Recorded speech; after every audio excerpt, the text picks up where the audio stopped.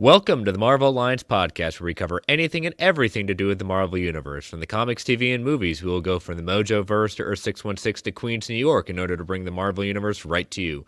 I'm the man without fear, Chris. And I'm your friendly neighborhood, Brent. Alliance Assemble. Volume 91. Well, I've definitely had an interesting week in the sense of a tough work week. How about you, Brent?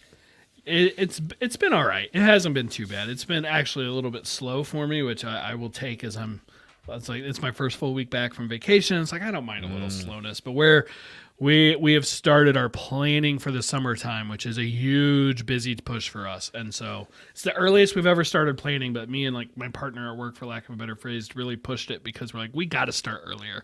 We can't make it up on the fly anymore. Yeah, exactly. I'm in charge of building our master schedule for the next year. So yeah, we already start registering the kids and everything like that next week. So yeah, that's what I basically live and breathe at my job. Till good luck with that. till April. At that point, that's my life. So, but it's otherwise. When I say tough work week, it wasn't too bad. But a little under the weather right now. Thank God, right now, not COVID. Keep my fingers crossed. So, good. Yeah. So, but all right, let us get the network plugs out of the way. We are part of the Geek Ultimate Alliance Network with 8 shows. Mondays, we've got my show, World's Finest True Believers, alternating bi-weekly with Ranger Alliance.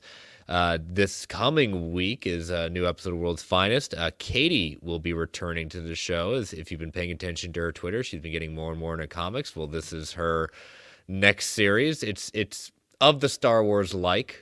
And if you've paid attention, she kind of told you what it is. When she said it, it's like, well, there goes the secret. But I'll be dropping that preview tweet on Friday, and it'll drop on Monday. So pay attention for a new episode of that.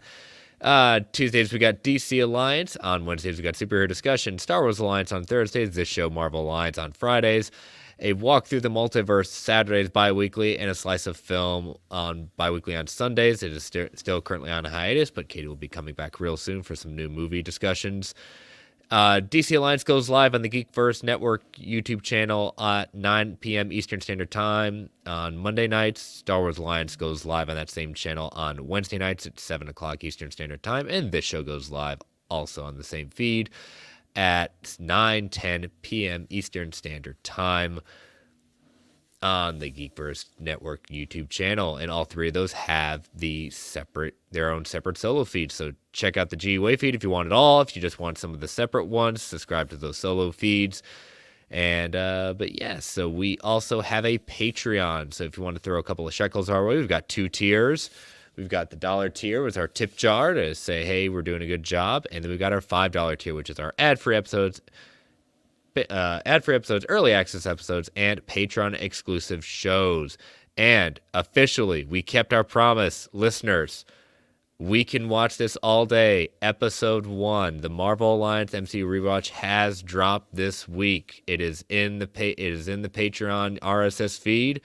We had a great discussion, and so if you want to check that out, it is a Patreon-exclusive show. We will be watching every single Marvel project in chronological order, not release order, every month at that point. So next month will be Captain Marvel, so check it out if you want to join us for that, and it's at $5 tier to get that access. So again, thank you to our patrons. We can't do this without your support, but if you can't join us on Patreon, we totally understand. So if you can spend 30 to 90 seconds and rate and review the Marvel Alliance solo feed on Apple Podcasts, Spotify, whatever podcatcher choice may be, we greatly appreciate that.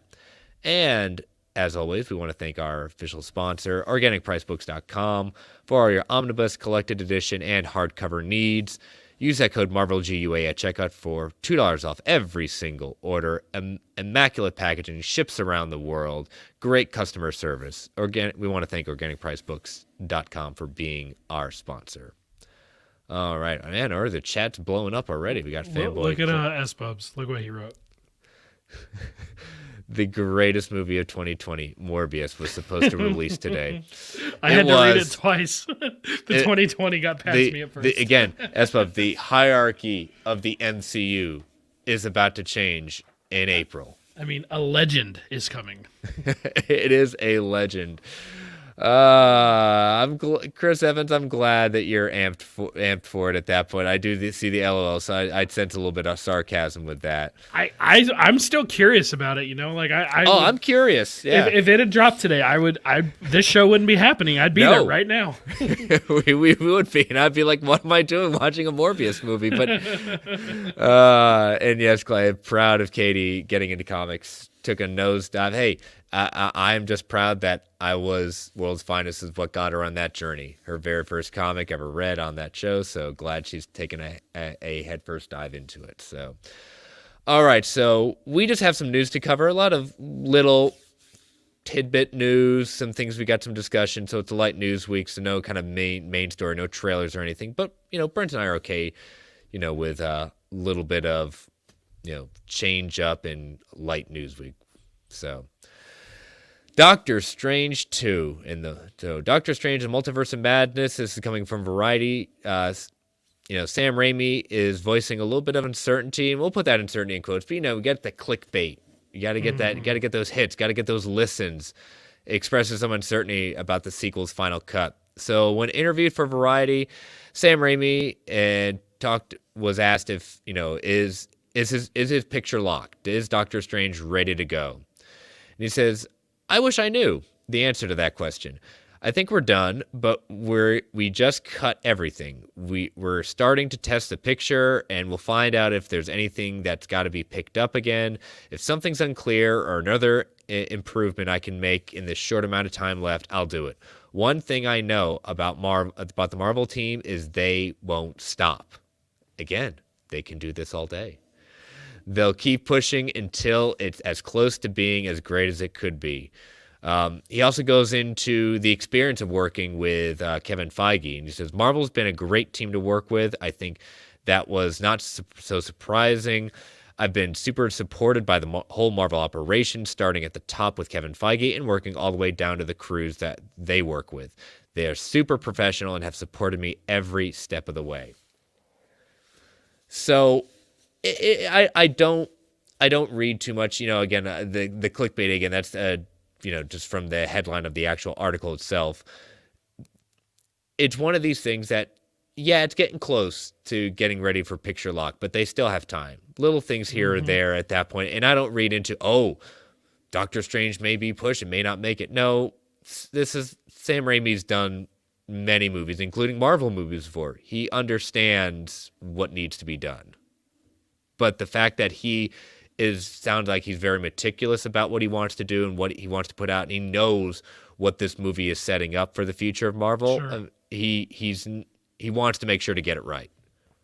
I mean, every single director for every movie at this point is going to say, I don't know, maybe we're done. I don't know if we're doing any more reshoot. Like, they're not going to definitively say, of course we're picture locked already, right? Like, Doctor Strange is it's 105 days out. They have time. Yeah. And they're not going to lock themselves before, and there's nothing to gain. Like, this is one of those non-answers to a question. Like, he just said a lot of things and didn't actually answer anything, right? It's like a Kevin Feige style question. It's the political answer at that point. Yeah. Yep. And of course, he talks about working with a great team with Feige all the way down to everybody. And I mean, you know what? In general, yes, I believe them when they say this, but I believe it more after the movie's out just because they're not going to say anything otherwise. No, he's been horrible to work with. Oh my gosh, he's over my shoulder the whole time. I can't do anything. No, like it's such a, but no, I saw these quotes all over Twitter and I just had to laugh. I'm like, all right. Yeah. And it's one of those things that, but you and I kind of talked in our GOH chat, like, this is yet another director praising, again, well, of course they're going to praise it, but they're all saying S-Bubs is right. I said 105 days. It's 99 days. There we go. They're all saying the same thing in the sense of Feige's great to work with. The team's great to work with. They're not being stifled. At some point, people are just going to have to understand that, okay, yeah, they don't have full creative control, but it doesn't seem to be keeping people like Sam Raimi from wanting to work with them. Mm-hmm. Yeah. So, Fanboy Clay says, sounds like they're in trouble. Can't even trust their directors until the movie is in theaters. Wrong company. Yeah, wrong company. Stay with DC. Hey, they're just following the blueprint. Yep, the blueprint. No, which blueprint is that? The Feige blueprint. I Feige is the blueprint. I know that's going to bother Heinz, so I'm so happy I said it. Yep. Sounds like they're Disney shills to me. Could be. Chris Evans saying, yeah, we talked about that last week, possibly Wakanda Forever being pushed at that point. Again, I think at this point, we're still a very long ways away from making that consideration. As we said kind of last week, if another major shutdown happens, yeah, they'll probably start seriously considering it, but they still have got time. So, but with the seriousness, not only just all these possibility of all these cameos from coming into this movie, they're introducing a couple of new characters, namely America Chavez is going to be introduced in this movie. Wanda Maximoff will be making her return into the film side as Scarlet Witch. Big screen debut as Scarlet Witch, if you will. Yes, our true one. All the variants, the fallout of Spider-Man No Way Home. There's a lot riding on this. And as I've said, when one of my Fact or Fictions, this will not be tied up I'm still holding to it that this will not be tied up in a nice neat bow at the end of this movie. Yeah, I don't think it will be. It just seems like this is going to go beyond. Yeah. How? I don't know. We'll find out. I mean, Loki season 2 would be the next obvious place to look at multiversal stuff, but I agree. I don't think it's going to just be done with this. And it's not just introducing all this stuff, it's what it has to explain as it relates to what was done in WandaVision, Loki, sure. What If, No Way Home. I mean, that's a tall order. As Doctor Strange said in No Way Home, the multiverse is a concept that we know very little about. So, yep, and we'll learn more, and 99 days we'll know a bit more, and then Loki season 2. I don't know when that's coming out yet. They haven't said, but. It's not this year. I'm hoping for next year, but we just don't know yet. Yeah, I could see them start filming this year, but it's definitely not one of those. As we talked about, looks like that Marvel Japan side has altered, and Secret Invasion is no longer part of the 2022 releases. They are filming. There's lots of set photos coming out, but that's all right. They don't need to commit themselves to it. If it works out, great. If it doesn't, okay, it'll be next year. No big deal. Yeah. So going along the same lines, we have some rumors flying around about one of the supposed variant cameos. Rumors of a certain Spider-Man maybe making a very quick return back to the big screen. So this is coming from the Diz Insider show. They shared a rumor indicating that Tobey Maguire will be reprising his role as Spider-Man in Doctor Strange and the Multiverse of Madness. In a chat about Doctor Strange, the Doctor Strange sequel, editor-in-chief Skylar Schuler and co-editor-in-chief Derek Cornell said, obviously, Doctor Strange 2 is going to be a effing game changer. We thought No Way Home was going to be a game changer. No, this is still going to be a game changer. And they say, according to their sources, Tobey Maguire will be in Doctor Strange and Multiverse of Madness. We do not know about Andrew Garfield yet, but we can assume he may be in the film as well. All right. I will let you take this one, Brent, because this is something that you've said a couple of times in this show due to the way the so-called according to the so-called current contract that we supposedly know about, that there is one more cameo appearance of Spider-Man on the contract. Yeah, not even necessarily a cameo appearance. Just Spider-Man will appear in a team-up film, in a Marvel Studios team-up property. Mm-hmm. Spider-Man will appear. And so this whole time, like, I've been on this hill, and finally I'm starting to get some backup here. More and more people are starting to believe that it's possible. I've been thinking, well, Spider-Man will appear. That doesn't necessarily mean Tom Holland will appear. Who's directing in the Multiverse of Madness? Sam Raimi. Tobey Maguire is coming back. We now know he has officially come back. I mean, to me, it just makes sense. Like, if you're gonna do it, if you're gonna play with some multiversal stuff, and you've got to fulfill that Spider-Man project, and Tom Holland is saying he's not currently contracted for anything, and I mean, sure, he could be lying. Absolutely, he could be. Yeah, but it just makes so much sense if it's Tobey. And hey, if it's not, okay, it's not. I mean, I never expected to see Tobey suit up again. We got that with Andrew. Anything else is like pure, it's like being greedy, right? But I think it would be really cool to have Tobey Maguire and Sam Raimi team up again, even if it's only for 5 minutes. It would be really cool. Yeah, and it's just all the pieces fit together at that point. How it works. Again, we have a lot of these ideas of variants coming through in this movie that have been rumored at that point. But why not? Why not Tobey Maguire come back? In fact, finally, we did. Deadline became the outlet where we got all three Spider-Men to sit down and talk. You can look it up on YouTube. It's a half an hour conversation. It was really cool just seeing.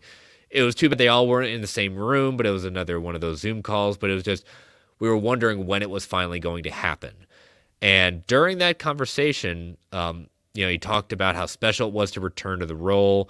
He even admitted that No Way Home helped to give his hero some closure after the adventures he had with Sam Raimi.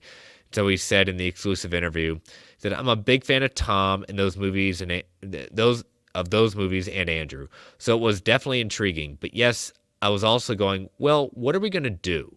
And what that was a bit mysterious. I did appreciate what was shared, but it was really about getting together with these people and revisiting what was part of my history and getting a chance to come together.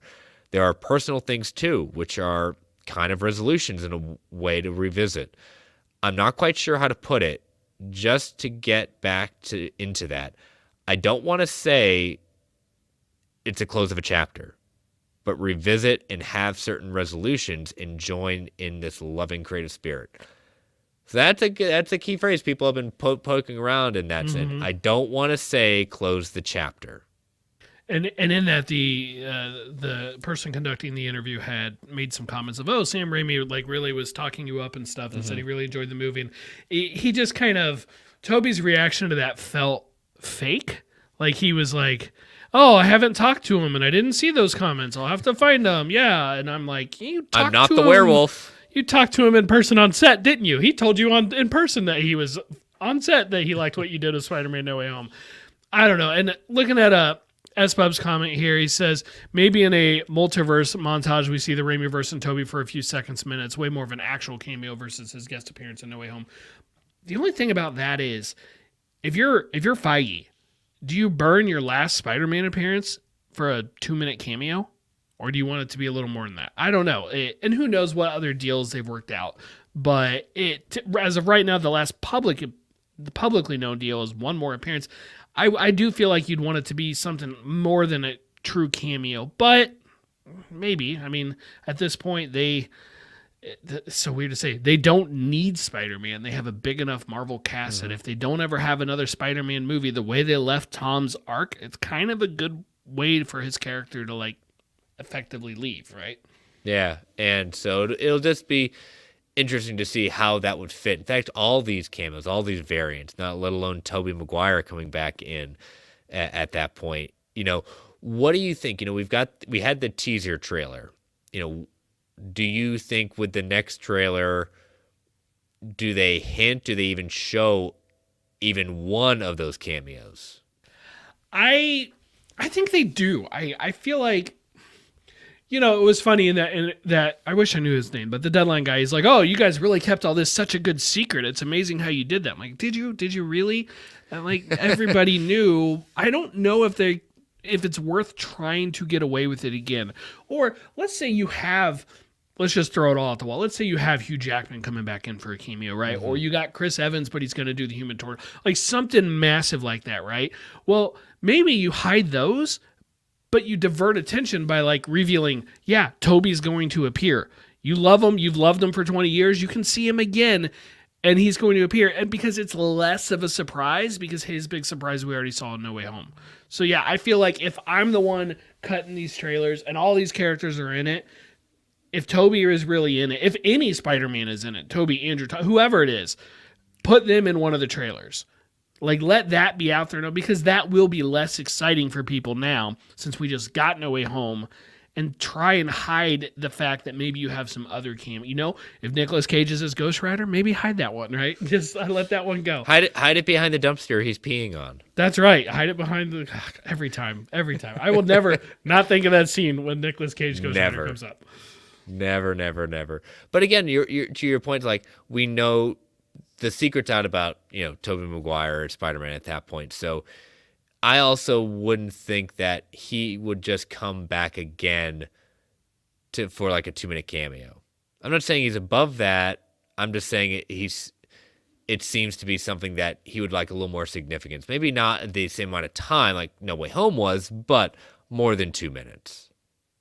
Yeah, and I guess they filmed. I was trying to think of. They said they filmed, I think, most, if not all, of the Tobey Andrew stuff in Atlanta, whereas we know a lot of Doctor Strange was filmed in the UK. I don't know. It's kind of hard to like figure out, like, was he in the UK when they were shooting, right? Like, we don't know. Yeah. But I don't. All that said, though, I don't want like this to not be Doctor Strange's movie. Like, this is Doctor Strange movie. Frank, he gets me. Frank of Beer with Geeks, he gets me. They're using Toby to distract us from Affleck's return. I want that to happen. I think that would be amazing.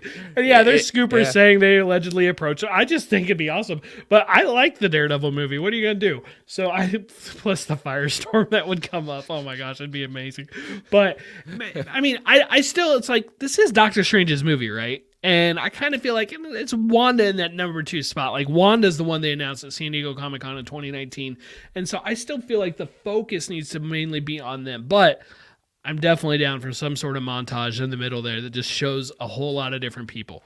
Well, you got some of that that supposed merch of an Avengers logo being circulated with Doctor Strange 2 merchandise at that point. So a multiverse Avengers. Oh yeah, that's definitely on the table. It'll be interesting to see if they kind of label something as a multiversal Avengers.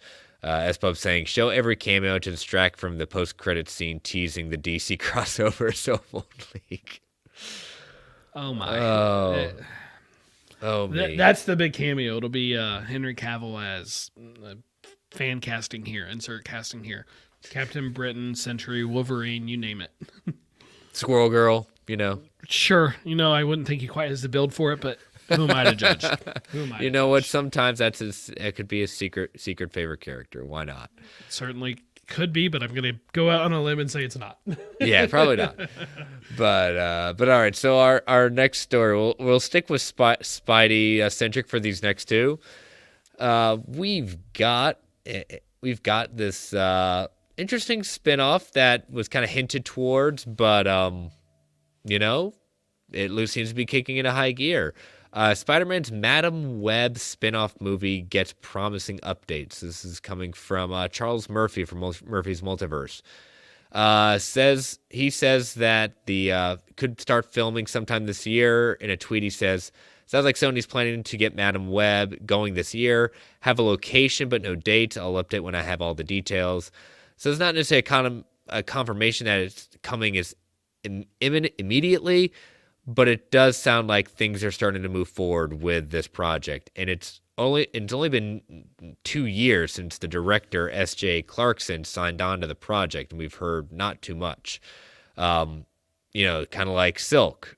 That project. Oh, that was going to be like a TV show on Amazon, right? Yeah, Am I remembering that right? Yep. And then you've got Olivia Wilde with Spider-Woman. So we've got a lot of Sony fires, but, and as we talked about the next one, you got Kraven the Hunter, which we'll talk about in just a second. We got all these lovely Sony projects, but none of them started. They're starting to sound like, for a while there when we were talking about DC projects, until recently. It's hard to believe that they actually are happening until we start seeing, set photos, announcements that a production's begun. So I don't know. I had actually kind of forgotten about this movie, and it had been so long since we heard anything. I was just kind of thinking it got scrapped. Like, oh, they're gonna, like, this was all predated, like No Way Home and everything. It's like, I looked it up. And it's like it's been a couple years, right, since they first this started getting talked about. I don't know. I still don't see this as a movie. I see her as a Nick Fury type character popping up in the Olivia Wilde movie, or popping up in even Kraven, or in whatever the next Spider-Man appearance is, or in Across the Spider-Verse animated style. I see her as that kind of character. I don't see a dedicated movie to Madam Web. That's just so weird to me. It's just, again, people say, oh, we got, No Way Home with, the multiverse. I said, yeah, and you got the Spider-Verse, and Madam Web's a big part of that. But it's, with the Sony Spider-Man universe, the SSMU, it's slightly better name than whatever it's called. I've given whatever up it's called. to keep up. For 2022, the studio seems to have Morbius Across the Spider-Verse Part 1 planned. So does a 2023 release date, for Kraven and Madam Web could be a reality? If they do lock a production date for this year, then a fall 2023 release date does not sound all that crazy. But again, what is the goal of this project? It's again, yes, it's a spider character, but a very obscure character. I mean, I'd think Jackpot's more famous than Madam Web. No, I'm just being facetious. I would not go quite that far. No, not go that. I'm just trying to antagonize some people, but Jackpot. Yes, Jackpot. Jackpot is definitely not, but it's a fun joke to say. But it's without I don't know if this is going to be our gateway to more Spider-Verse stuff in live action. Okay, but I think we can do better. I think Madam Web should be a part of it. I just don't know a Madam Web centric movie, kind of like you're saying, is the answer. Right, I'm trying to think of major storylines with her that they could go with, and I'm like, well, maybe a take on the Spider-Verse comic series, where they fought Morlun and his family and stuff, and that going through the web, who's her villain gonna be, right? The Beyonder or something, in the 90s animated cartoon. Good taste. It's just I don't know.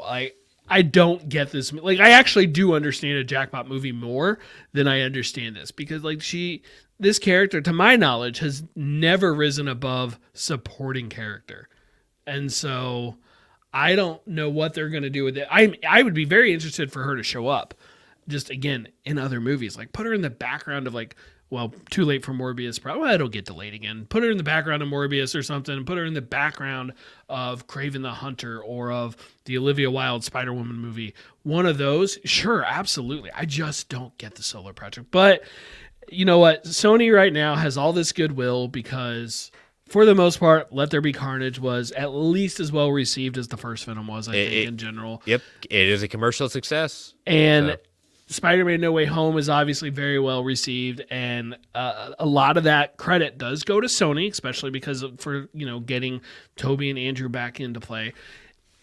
If they want to burn that goodwill with a Madam Web movie, I mean that's their call. We'll find out, but we'll see. At this point, again, with all these projects they want to put out there, it's nice that you have a director behind some of them. It's nice to have maybe some rumored castings. Until we see some behind the set photos of it actually shooting, I don't believe you, Sony. I don't. I really don't. Outside of a Venom sequel, I really honestly don't. Yeah, I mean, it is hard to say. It feels like the Kraven the Hunter one is probably going to happen. Okay. But even that, there's room, but you might as well tell us about that at this point. Yeah. So we'll transition to Kraven the Hunter project beginning very soon. Sony's Kraven the Hunter is currently set to release January 13th, 2023. I mean, this, to your point, this has a date. This has a idea for a release date next year. And it's been some time since fans had updates. Outside of the film's star, Aaron Taylor Johnson, and director J.C. Chander, details of the film have been hard to come by. That's all changing soon, and this is coming from Murphy's Multiverse. However, as it looks, things are starting to get started on the project. Production start dates have always been tentative for now, and more than ever, it's important to keep in mind. But assuming no delays, it sounds like to his sources, Kraven the Hunter will begin production in the UK next month, so February. Given the film's 2023 release date, it's very sensible timeline for principal photography, leaving plenty of time for additional photography, editing, and factored in with these lovely, sometimes COVID delays. Yeah, this one it does feel so much more solid, especially like that No Way Home scene towards the end where you got the like silhouettes of all the different Yep. Spider-Man villains in the background. One of those was definitely Kraven, and As Bubs brings out a point, Sam Raimi's Spider-Man 4 did have a release date. Yes, it did. well, it's not set in stone. I mean, again, Morbius has had like 13 release dates, but 14 will be coming. this does feel more solid. It does. And so I feel like they want this to happen. They've been talking about Kraven for a long time. It's only a question of at this point, what universe is this going to take place in? Is this going to be in the Venom universe? Is this going to be in the MCU? Probably not. Who knows? There's a whole other universe. How many are they going to have? I don't know. And who's the Spider-Man of that world? So many questions. But at least I can grasp a Kraven movie. I still can't grasp Madam Web, but I can see what you would do with Kraven. Yeah, I mean, we've heard the rumors that Kraven was supposed to be the villain before the multiversal angle came into No Way Home. So, and we've heard other rumors that Kraven is still on the table. It may be part of Spider-Man 4 if and when we get another one in the MCU. Taylor Johnson has taken prep. It goes on saying taken prep very seriously. In his past roles, as fans of comics know, Kraven is physically imposing, carrying well over 200 pounds of his frame and having enough strength to tangle with dangerous foes, even before he was enhanced through some voodoo from the voodoo goddess Calypso, who has been rumored to be played by Jodie Turner-Smith in the film. So it's, again, this is just one of those things like, okay, Kraven movie, Morbius, okay, I'll give Morbius makes sense. Kraven is just like, Kraven's Last Hunt is kind of the big story about him. Mm-hmm. Is he hunting Spider-Man? What is he hunting besides big game? It's just, I could see him hunting Venom or Morbius. Like, I could see him hunting either of those. but I just don't know. It just doesn't sound like that they are part of this. It sounds like it's very much he's becoming his own. It's an origin story, but it doesn't seem Spider-like. So maybe this is establishing him for a later appearance with one of those two characters. Maybe. Yeah, I mean, do you plan for the long game with Kraven the Hunter? Do you plan for 3 or 4 pictures? I don't know. You plan for the big team up of where it's gonna be with the Sinister Six. So yeah, Kraven's first and very good as Bubs. So, but we'll see. Again, we'll see if we get some more official confirmation of. I mean, again, all we have is our lead that's been rumored to cast and our director, and apparently Calypso is rumored cast, but not much. So we'll just have to see. So stay tuned, ladies and gents. We'll carry that news as it starts coming through. But all right, so that was the news. So a good place to take our ad break. So. Ladies and gentlemen, as you know, these ads help keep the lights on the Geek Ultimate Alliance network. We don't get to choose what ads come on. They can be a bit loud, so I'm going to give you that 3 count to turn that volume down before they come on. 3, 2, 1. We'll be right back. All right. So the news is done, so let's get into some listener feedback. So we, as always, you put out the Spidey signal for the questions to come through, so... What do we have from this week from our listeners? All right, first up from the Brockman. How soon do we think we will see mutants or X-Men in the MCU? I think in 99 days we will see a mutant or X-Men in the MCU. I do. But if we let's I think that will be a past a Fox version. Let's expand this question a little. How soon do we think before we see the MCU versions of these characters? The MCU versions of these characters will officially come in Phase 5. Yeah, which I think is probably going to be, 2024 or later, right? Yep, I will say, like, our first full screen appearance, I will say Phase 4 we will get our tease. Phase 4 we will get our MCU version tease. Movie won't come until Phase 5. I would agree with that. And we've got movies dated all the way through May of 2023. And so... And we know that the Fantastic Four was teased also, but not dated yet. So presumably that's going to be later 2023. Mm-hmm. Presumably, I mean, we'd start hearing about that soon, I would think. I mean, to even kind of go further with Brock's question, it's like we haven't even heard a date for Fantastic Four casting.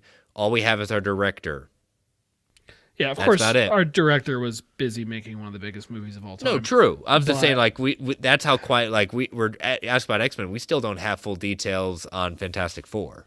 I think the first time we will see them potentially is in 2023 as a credit scene, potentially. But for an actual real appearance, 2024 at the absolute earliest. Yeah.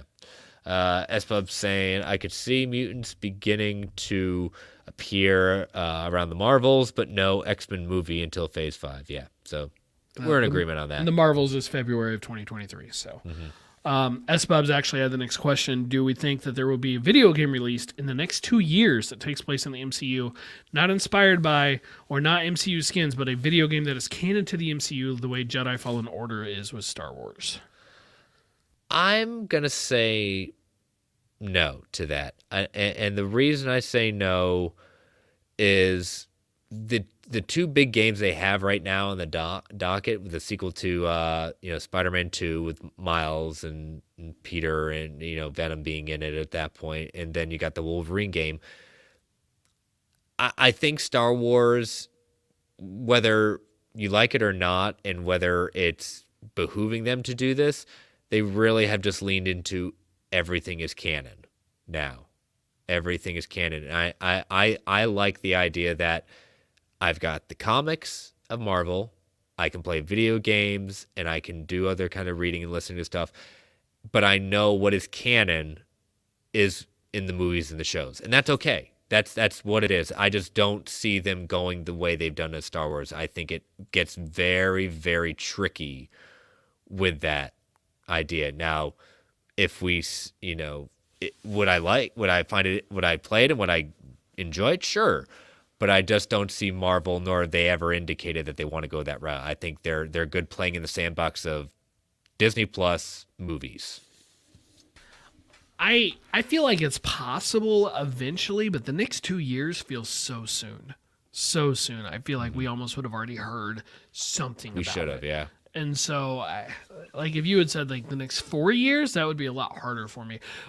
Ultimately, while I think it's possible and I would not completely rule it out, I would bet against it. Pretty much echoing everything you said.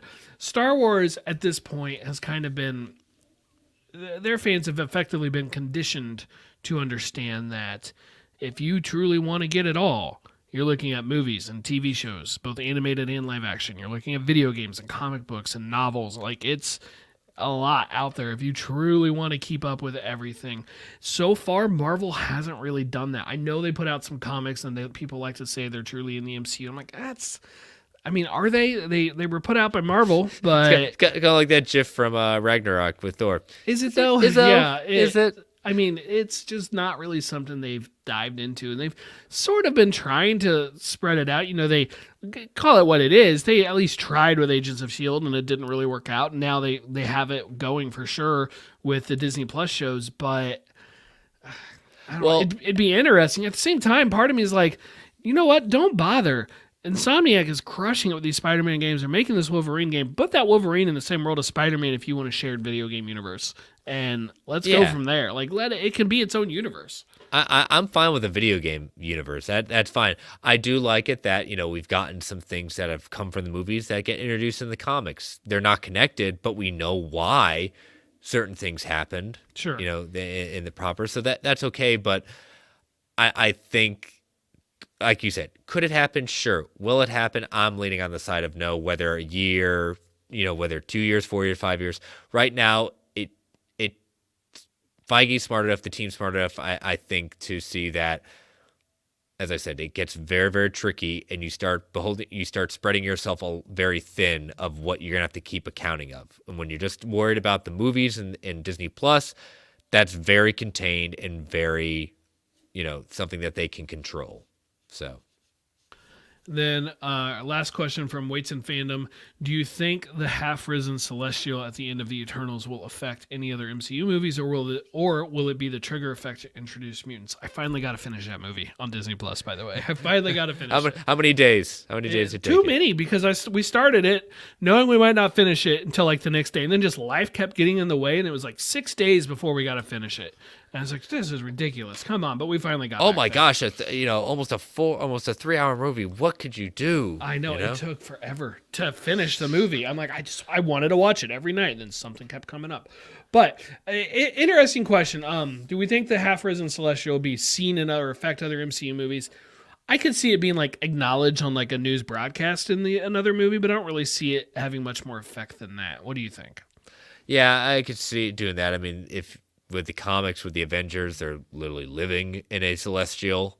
So I don't, the way this Celestial is, I'm not sure if they want to go embarking at that as their new headquarters. It's really But- just a hand sticking out, like And it his wasn't. head. It wasn't there. I mean, a little bit of its head, I guess. But do you think this could trigger the mutants? I think if we kind of went over this in our review, the Celestials proper were basically when the Celestials come down, they divided the races into humans, Eternals, and Deviants. But within the human race, they instilled a gene, a thing within all humans that could activate at some point to trigger superpowers, hence the mutants. Yeah, some kind of gene, an X gene, if you will. I don't know. Yes. I think it's possible, but I feel like if ultimately, I think we're going to find out at least some of the mutants have been around the whole time, just in hiding out of fear or whatever, right? I think at least some of them will be, but it does kind of feel like if there was going to be a triggering event, having multiple snaps of all the stones could maybe be that. Thanos snapped once in 2018, and then in 2023 there were two more snaps relatively close together between Hulk and Tony both. Kind of feels like that. Plus when Thanos used the stones to destroy the stones, also, which created a similar wave of energy that they detected. Yeah. So it feels like one of those events would have been a triggering event for mutants if that was going to be the way they go about it. Yeah. All in the game in the chat saying the half-risen Celestial that should have altered every superhero on the planet, ? And caused so much damage to the planet.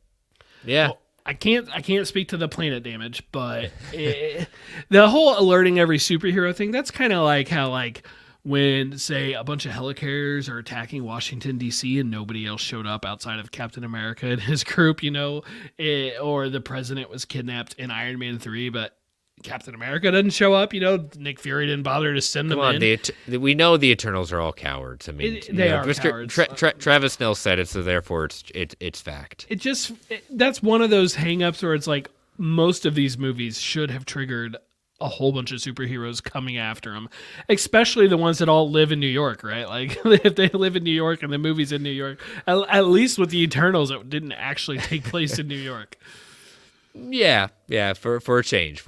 So, but yeah, so some good questions. Thank you as always, listeners. We enjoy that, so keep them coming. And so now let's head into Factor and Fiction from last week. So let's see where everyone thought about my idea. So Factor Fiction number 1, Doctor Strange left a backdoor for his spell that will allow Peter to force people to remember who he is, similar to what he did in the comics. 77% said fact, 23% said fiction. DC Outlaw kind of gave a comment to that. He disagrees, saying, I think it'll be a fresh start with a new supporting cast going forward. The other heroes at least remember Spider-Man, and with Tony dead, none of them knew very well that it was Peter, outside of, Doctor Strange. The screenplay has come out. And the screenplay has been giving up. The interesting thing about screenplays is not everything you see, everything you read was ever not always put on screen, but also the directions in the notes that are associated with it, and it does kind of hint something about this. So, we'll see. Number 2. Daredevil and/or Matt Murdock will only appear in no more than 2 Disney Plus shows and no movies in 2022. 74% said fact, 26% said fiction. And then finally, we will get the first acknowledgement of the recruitment/formation of the new Avengers team by the end of 2022 in a movie and/or Disney Plus show. 63% said fact and 37% said fiction. So it looks to be facts across the board for all 3 this week. All right, my turn. Yep. Ready? So these are all Spider-Man related, which is really more coincidence than anything, but we're going to roll with it. All right, so this is episode 91 of Marvel Alliance, correct? Say that again? That we are in episode 91, right? Yes, 91, yes. All right, yes. so my first up, by the time we hit episode 100, a fourth Spider-Man movie starring Tom Holland in the MCU will be formally announced. So by episode 100, we will get... Which will be the premiere of Moon Knight. Yeah, so the end of March. Ooh. Heart wants it.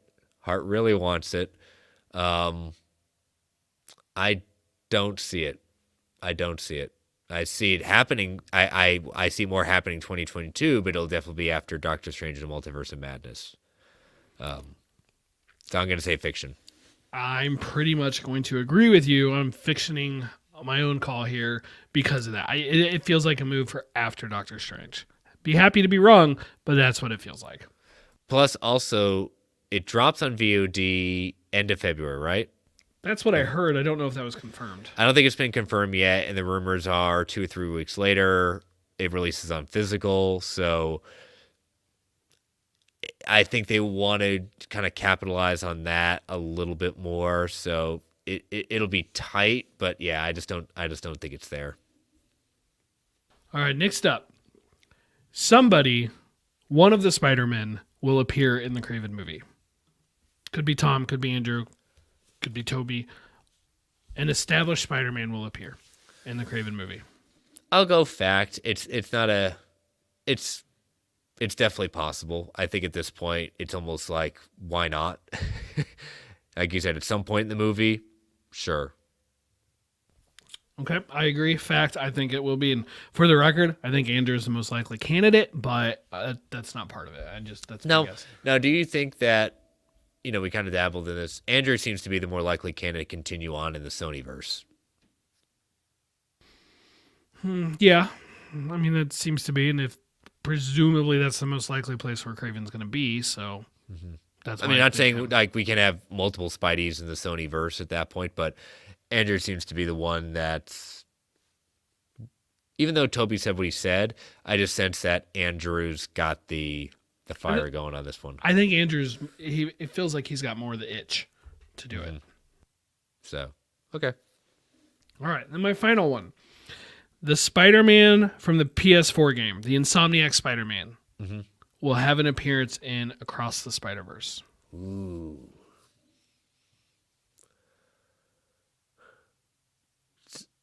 Just the part 1. Or just in general, part 1 or 2. I just wrote Across the Spider-Verse. Yeah, so I want to clarify. I'm going to say part 1 because that was the spirit. Like that's where my head was at when I wrote it. Okay. Oh. I'm going to say fiction, but it's not a strong fiction. I could see it, but I think more of their pulls are going to come from the comics and live action. I'm kind of hoping for Japanese Spider-Man.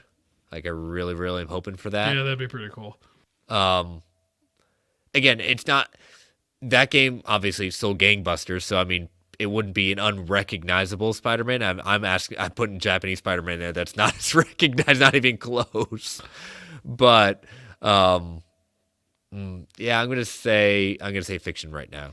I'm going fact on this one. I think it's going to happen. One, it's a established voice actor, so it's like great. We already have someone who knows how to do the medium. And two, they kind of showed like the Insomniac costume in the background of Peter Parker's cave. True. Or his lair. And so I feel like they've already kind of Easter egged it once. I think we're going to see him. Yeah, you're right. That makes okay. You convinced me with that one. I'd forgotten about that. Yeah, nice. I'll go fact. You need to go rewatch the movie again. You forgot about it. No. Oh yeah. That's your minutes. darn. I'll break open that steel book and watch it in all its glory. Oh, it's on Netflix. You don't have to go physical with it. Oh, even better. Perfect. Well, good. All right. Well, I will post those on Sunday afternoon, so be on the lookout for that. And then next week, I didn't tell Brent what it was, but I definitely have one in the bank that I'm hoping that can last 1 week without it being. We'll find out. We'll find out. We'll find out. It's one's like, oh, hopefully it won't be confirmed before I get a chance to crack at it. So, all right. So we will head into Comic Book Club and with Daredevil Born Again, issue 227. As I kind of predicted, it's been a while since I've read this, but this is the issue that really starts in hard with Born Again. And man, whew, Peter Parker has the Parker luck, but oh my God, Murdoch's got some. I mean, if he had any luck, it was gonna be bad luck. Yeah, you mentioned this is where the story really starts. I'm not sure I understand why the previous issue was a part of this arc. Like I don't either. Outside of establishing that he's going through some stuff and it's not working out well in the sense of the law firm kind of folding up and things like that. So it's like some background, but it was rather interesting that it was outside of those kind of things, direct connection. You don't have to read it. I did appreciate how there was no super awkward comments from Foggy this week about enjoying. There's some awkward hand holding. People, there is a little bit of awkward hand holding, but that's all right.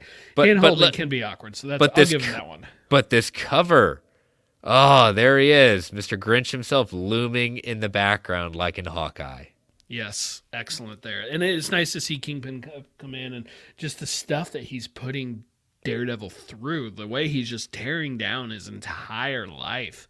It's like you're right. Like his luck is absolutely horrible. It's like, is there anyone who's just more unlucky between Daredevil and Spider-Man? It's like it's one of those two, right? It's got to be one of those two. Oh yeah, definitely. The issue opens with Karen Page basically selling his secret out for a fix. Yeah, just for drug money. It's like, and as I'm reading this, I'm like visualizing like the Netflix characters. I'm like, I don't see it, but maybe, I know she was open to that route in the sense of going down that pathway, but they never got the opportunity. But like you said, it ends up in the hands of Kingpin, and Kingpin's not just gonna. He knows, obviously, Daredevil's been a big thorn in his side. Matt Murdock's been a major thorn in his side. Just to simply out him is not enough.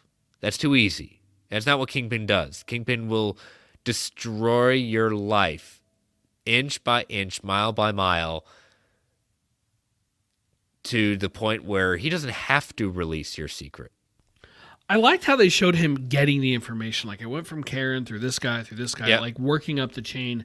And then when Kingpin himself gets it, he finds out and like immediately it's just 6 months pass. Like there's a 6-month time jump. He's showing the patience that he has. He's playing the long game. He's not going to just immediately, attack his house or attack his law office. Like he systematically is bringing him down and he's taking the time to do it. And he says, I need to verify the information. So he takes steps to verify it. And I really liked the way Kingpin did this.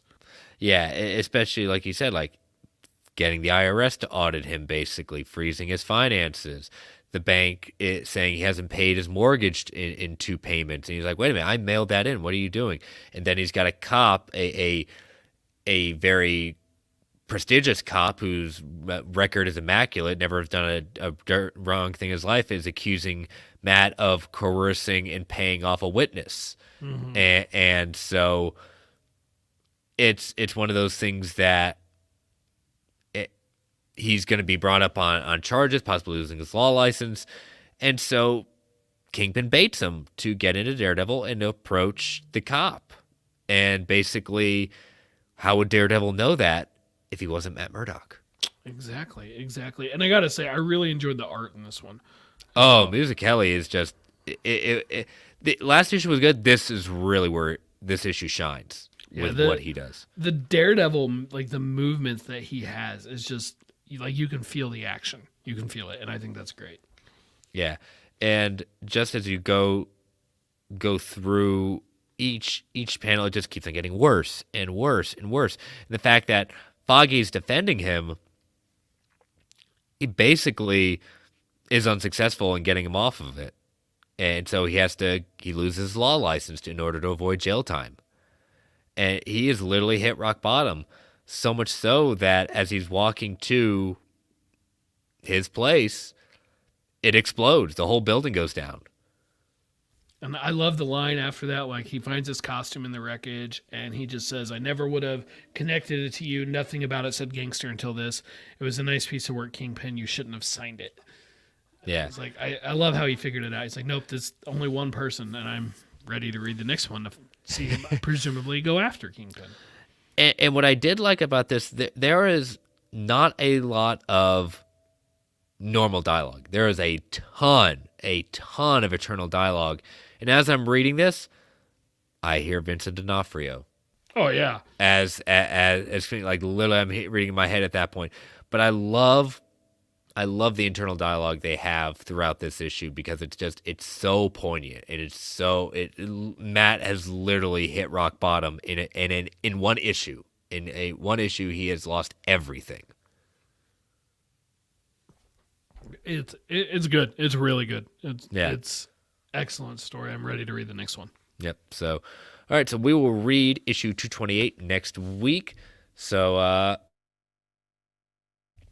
we will look forward to see what happens. Is Matt gonna strike back very quickly against the Kingpin? So, all right, a quick episode. But like I said, the news was light, but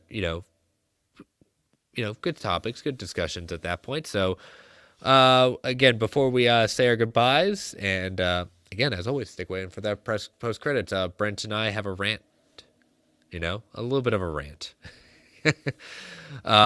We want to thank our sponsor, OrganicPriceBooks.com, again, for all your Omnibus Collected Edition needs. Use that code MarvelGUA at checkout for $2 off every single order.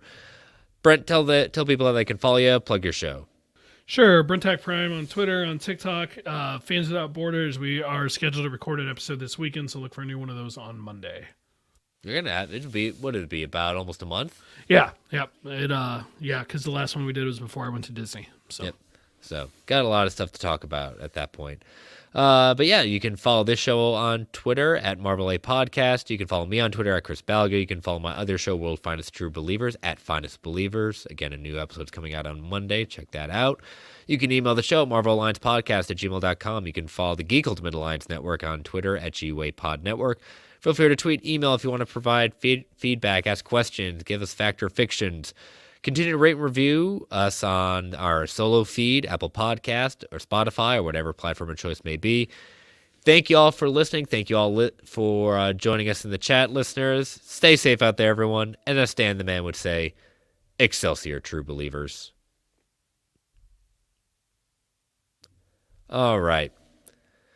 Well, Marvel has an interesting habit of doing some things that we praise and some things we just kind of scratch our heads at. And Marvel Comics is not the only one who kind of does this, but right now they're going to be our target for this one. They're the worst at it. They're the worst. Yeah. So it came out this week.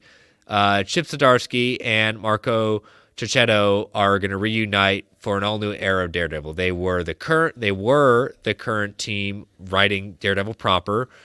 Daredevil proper right now is kind of on a break for the Devil's Reign storyline, which is really, really, really good. And I have not even caught up on any of the Chip Zdarsky run at that point. I've kept up enough in the sense of like I know what's kind of going on. So when I'm reading Devil's Reign, and Zdarsky's writing that, but with this reteaming, when Daredevil comes back to, it'll be coming back as a new number one. Now, number ones typically happen with new creative teams, maybe after a major event. Not at Marvel. Not at Marvel. This time it's the same creative team. And what did Zdarsky they've done this several other times. Oh no, they've done it across properties. But I'm just saying, like Zdarsky and Marco have done. What did they get through? Almost 37, 35 issues, something like that. There's 34 on Marvel Unlimited, so I Okay. gotta assume there's 3 or 4 more out. Okay, prior. And I haven't started Devil's Reign yet because it's not here yet. Yeah. So, and I'm not going to spoil anything at all about this. I just, but okay, Devil's Reign is a major event at that point, but you got the same creative team. they have Marvel, like you said, Marvel is the worst at this. Like any chance they get, they have a new number one. They do. And It's so annoying. and yeah, they do have this thing like underneath it. They have the legacy of where it's at that point. You know, I think one of the most egregious ones was Spider-Man. Yeah, there's been like 4 or 5 Amazing Spider-Man volumes, but they all ultimately, miraculously, around every milestone legacy number, they end up back with the number 700, number 800, number whatever. It's just so I get it. Number one, it's easier to sell someone on issue 1 than on issue 37. I get that, but I mean, it's the same creative. And let me be clear, I am absolutely loving Zdarsky's run right now, so I'm really, really thankful that he's still on the book. Excellent, because I kind of assumed that probably wouldn't be the case, and I'm happy I was wrong there. I don't get Marvel's obsession with this. It's like it's not even like a reboot of the universe. Like technically Marvel never really has done a full reboot of the universe, but they just number ones like nothing. I bet they have more number ones than they do any other issue. I know, yeah. It is just again, it's yeah, again, Devil's Reign's gonna have a huge climactic ending that they're hinting towards, and it's gonna, alter where Matt and Daredevil are going for the future. But again, same creative team. I mean, I get it, from, we had a new number one after Brubaker and Shadowland, with Wade coming on. Then we had a new number one with Soul. Then we had a new number one with Zdarsky. It's not something. It makes it, like you said, it's a sales pitch. It's like you boost the sales at that point. Great. But this is what people criticize Western comics about with the big two. Tell me where I can start reading Daredevil. Where would you like us to start? Which number one? Which volume? What do you have to read? What do you have to do? And this is why manga will continue to dominate. Where do I start reading Berserk? Here you go, issue 1. Well, which volume? No, issue 1. Where do I read Blade of the Immortal? Issue 1. Here you go. That's it. Start there. Continue reading. It makes it very difficult for, and they say, oh, it's a jumping on point. Yeah, but there's so much history that they're going to be referring to one way or another. They refer to Born Again so many different times, I completely agree with everything. It's just, in the grand scheme of things, does it really matter? No, but it's just an annoyance. And if it truly brings in more readers, great, that's good for the medium. But it's annoying for those of us who've been around for a long time.